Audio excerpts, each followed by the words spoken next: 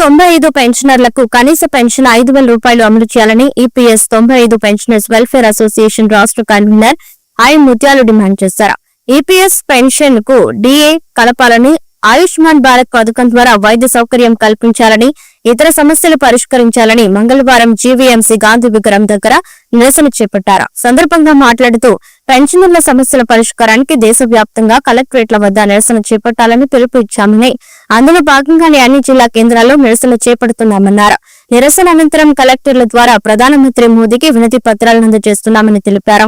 1995లో EPF pension scheme ను సవరించి EPS 95 pension విధానం అమల్లోకి వచ్చిన తర్వాత కనీస పెన్షన్ అమలు కాకపోవడం లేదని, తర్వాత భారతీయ మజ్దూర్ సంఘ్ కృషితో 2014 నుండి కనీస పెన్షన్ 1000 పెంచారన్నారు. దీనికి కేంద్ర ప్రభుత్వం 800 కోట్లను ఇస్తుందన్నారు. అయితే ప్రస్తుతం పెరుగుతున్న ధరలు, జీవన ప్రమాణాల పెరుగుదల నేపథ్యంలో కేంద్రం ఇస్తున్న 1000 పెన్షన్ ఏటూ సరిపోవడం లేదని, దీనికి అనుగుణంగా 5,000 పెంచడంతో పాటు దానికి డీఏ జోడించి ఇవ్వాలని కోరారు. 78 లక్షల ఈపీఎస్ పెన్షనర్లకు కేంద్ర ప్రభుత్వ ఆయుష్మాన్ భారత్ మెడికల్ స్కీమ్ ను అమలు పరచాలని డిమాండ్ చేశారు. నిరసనలో యూనియన్ నాయకులు, అధిక సంఖ్యలో పెన్షనర్లు పాల్గొన్నారు.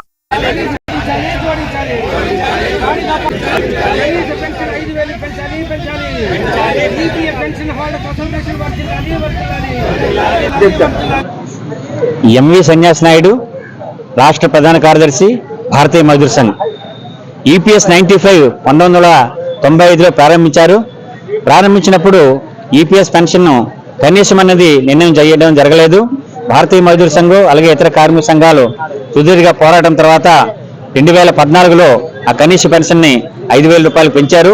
2014 తర్వాత ఈ రోజున 2025 11 సంవత్సరాలు పూర్తవుతున్న నేపథ్యంలో ఈ 1000 రూపాయల పెన్షన్ నేడు ఎందుకు కొరగాకుండా ఉన్నది. కాబట్టి ఈ పెన్షన్ ని, కనీస పెన్షన్ ని 5,000 రూపాయలకు పెంచాలని, ఆ పెంచినటువంటి పెన్షన్ కి డిఏ జోడించాలని, అలాగే ఆయుష్మాన్ భారత్ పథకం ద్వారా ఈపీఎస్ 95 పెన్షన్దారులందరికీ కూడా వైద్య సౌకర్యం కూడా కల్పించాలని చెప్పేసి ఈ రోజున విశాఖపట్నం ధర్నా చౌక్ దగ్గర భారతీయ మజ్దూర్ సంఘ్ ఆధ్వర్యంలో ధర్నా నిర్వహించి కలెక్టర్ గారి ద్వారా ప్రధానమంత్రి గారికి మెమోరాండం సమర్పించడం జరుగుతున్నది.